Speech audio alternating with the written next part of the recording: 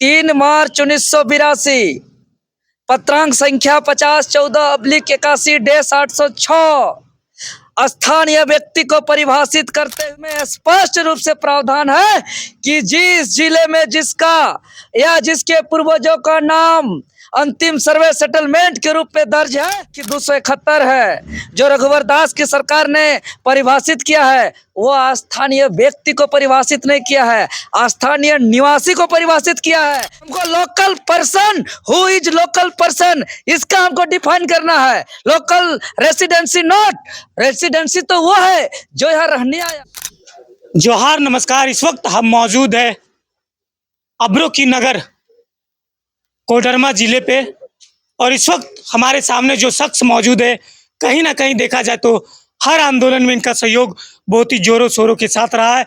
लाठी खाएं, मार खाएं, जेल खाएं, फिर भी आंदोलन कर रहे हैं, सरकार से लड़ रहे हैं। आइए इनसे आपको रूबरू करवाते हैं। सबसे पहले तो जोहार दादा आपको। अब्रक की नगरी कोडरमा की धरती से आपके तमाम दर्शकों को हार्दिक हार्दिक जोहार। दादा, आप अब्रक की नगरी कोडरमा जिला पे आए हैं, किस मुद्दे को लेके आए हैं, क्या कुछ है? जी, आज हमारा झारखंडी भाषा खतियान संघर्ष समिति कोडरमा इकाई के हमारे टीम के द्वारा यहाँ बदलाव संकल्प महासभा का आयोजन किया गया था, और आज का यह महासभा ऐतिहासिक रहा। सभी समाज के सभी वर्गों के लोगों ने पूरा तादाद संख्या में आकर के चट्टानी एकता का परिचय दिया, और आज पूरे राज्यवासियों को एक संकेत दिया। जो हमारे संगठन पर एक सवाल खड़ा करते थे, तथा कथित कुछ नेता लोग जिसका दाल नहीं गलता है, जो कुछ कर नहीं पाते हैं, जब हमारे तर्कों का जवाब नहीं दे पाते हैं, तो उन्होंने जो एक आरोप लगातार आते रहा है कि एक विशेष समुदाय का जो संगठन है, वैसे आरोप लगाने वाले तथा कथित नेताओं पर आज बहुत बड़ा करारा तमाचा मिला है।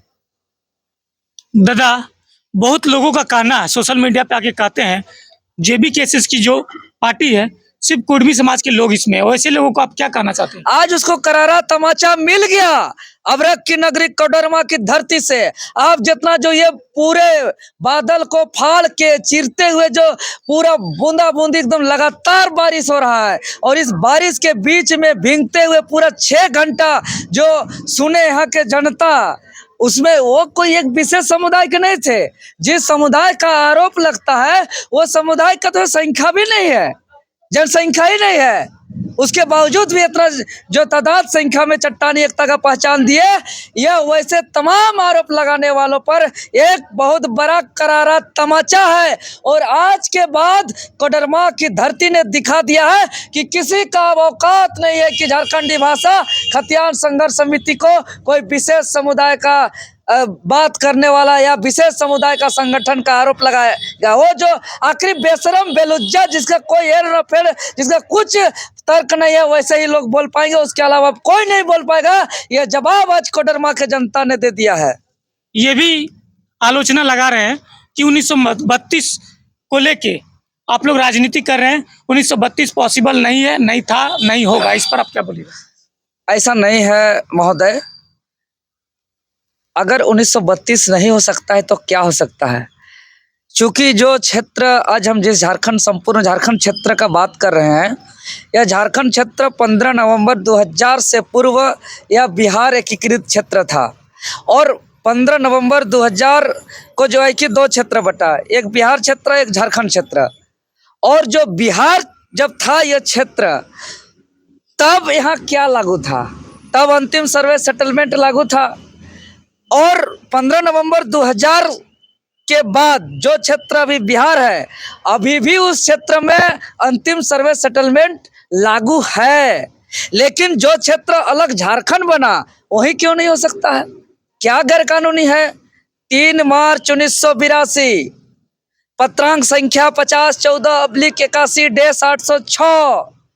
स्थानीय व्यक्ति को परिभाषित करते हुए नियोजन में प्राथमिकता दिया जाता है, जिसमें स्पष्ट रूप से प्रावधान है कि जिस जिले में जिसका या जिसके पूर्वजों का नाम अंतिम सर्वे सेटलमेंट के रूप में दर्ज है, वही उस जिला का स्थानीय व्यक्ति माना जाएगा। व्यक्ति, नॉट निवासी। और झारखंड में जो 2016 जिसका पत्रांक संख्या जो है कि 271 है, जो रघुवर दास की सरकार ने परिभाषित किया है, वो स्थानीय व्यक्ति को परिभाषित नहीं किया है, स्थानीय निवासी को परिभाषित किया है। और बिहार में स्थानीय व्यक्ति का परिभाषा है, और स्थानीय व्यक्ति और स्थानीय निवासी में आकाश और जमीन का अंतर है।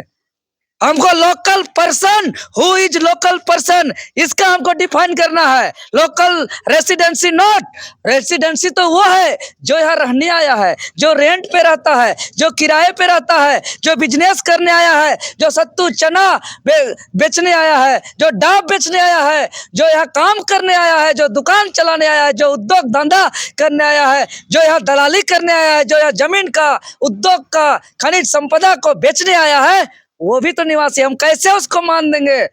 तो लोकल रेसिडेंसी जो डिफाइन किया हुआ है उसको खारिज करते हैं आज कोडरमा की धरती से, और यहाँ लोकल पर्सन डिफाइन करना होगा। और वही लोकल पर्सन होगा जो जिसका नाम या जिसका पूर्वज का नाम अंतिम सर्वे सेटलमेंट में है, वही यहाँ का लोकल पर्सन होगा।